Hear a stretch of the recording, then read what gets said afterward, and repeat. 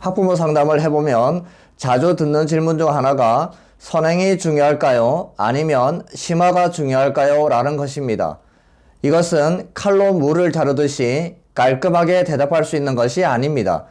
몇 마디로 짧게 대답하기가 어려운 이유는 선행학습이 가지는 심화적인 측면이 있고 심화학습이 가지는 선행적인 측면이 있기 때문입니다. 즉, 선행과 심화는 불가분의 관계에 있는 것입니다. 몇 가지 예를 들면서 이야기해 보도록 하겠습니다. 초등학교 1학년 때 수의 덧셈과 뺄셈에 대해서 배웁니다.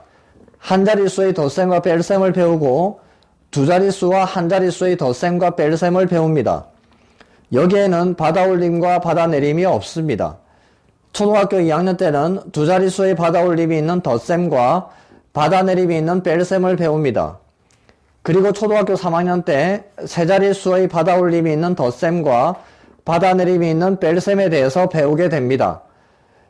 이 경우 초등학교 1학년 학생이 2학년과 3학년 때 배우는 두 자릿수와 세 자릿수의 받아올림이 있는 덧셈과 받아내림이 있는 뺄셈을 배운다면 선행학습을 하는 경우이지만 동시에 심화학습을 하는 경우에 해당합니다. 또한 1학년 학생에게 3학년 때 배우는 덧셈과 뺄셈을 가르쳐 준다면 1학년 때 배우는 덧셈과 뺄셈은 자연스럽게 해결됩니다. 분수의 계산도 비슷한 구조를 가지고 있습니다. 분수 개념을 초등학교 3학년 때 처음으로 배웁니다.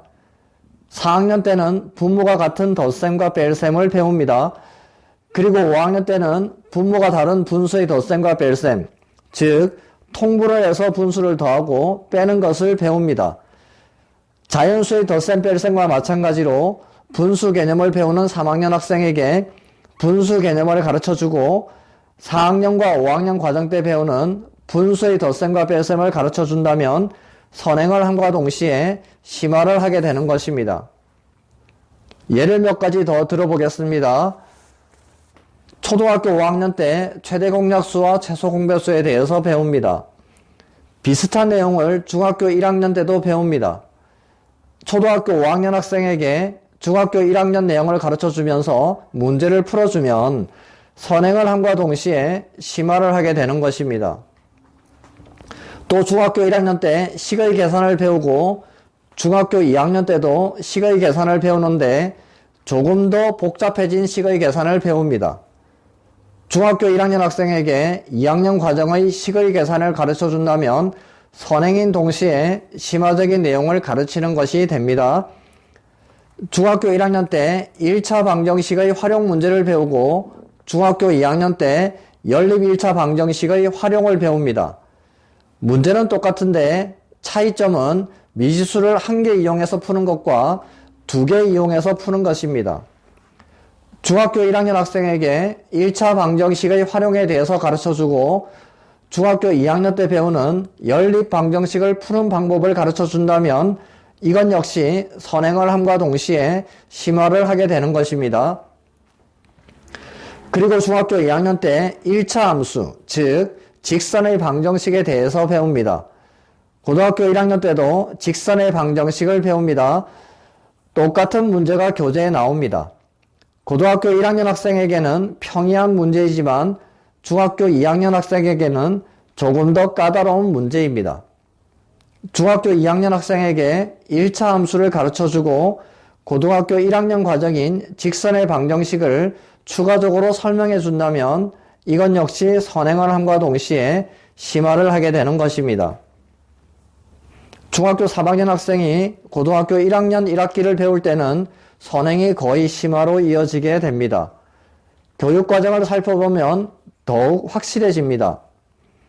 그림에서 보는 바와 같이 중학교 3학년 1학기 때 배우는 내용들이 고등학교 1학년 1학기 1단원부터 4단원 사이에 모두 들어 있습니다. 물론 추가된 내용들도 있고 문제도 훨씬 더 어렵습니다. 선행과 심화가 공존하는 예가 더 많이 있습니다. 그러나 시간 관계상 여기서 줄이도록 하겠습니다. 이상에서 살펴봤듯이 심화 문제를 풀게 되면 선행의 개념을 이용해서 문제를 풀게 되는 양상을 띠게 됩니다. 심화를 하게 되면 자연스럽게 선행과 연결되는 것입니다. 그래서 선행이 중요한가 아니면 심화가 중요한가라는 질문에 대해서 한마디로 대답하기가 어렵다라는 것입니다. 그것보다 중요한 것은 과연 학생이 선행학습 또는 심화학습이 가능한가입니다. 선행학습 또는 심화학습을 감당할 수 있다면 하는 것이 당연히 도움이 됩니다. 그러나 선행학습 또는 심화학습을 감당하기 어렵다면 현재 배우고 있는 내용을 충실히 공부하는 것이 바람직합니다. 선행학습 또는 심화학습이 가능한 학생에게 기본적인 문제만 풀라고 한다면 그 학생은 수학에 대해서 흥미를 잃을지도 모릅니다. 반대로 선행학습 또는 심화학습이 어려운 학생에게 그것을 하라고 강요한다면 수학을 포기할지도 모릅니다. 말을 마치면서 선행학습이 중요한가 아니면 심화학습이 중요한가 라는 질문에 대해서 한마디로 단정지어 대답하기는 어렵습니다. 앞서 설명했듯이 선행과 심화는 아주 밀접하게 연결되어 있기 때문입니다. 중요한 것은 학생의 학습 능력을 정확하게 파악하고 학생에게 맞는 학습 방법을 적용하는 것입니다. 모든 학생에게 획일적인 학습 방법을 적용하는 것이 문제입니다. 모든 학생이 선행학습과 심화학습을 해야 하는 것도 아니고 모든 학생이 선행학습과 심화학습을 하지 않아야 하는 것도 아닙니다.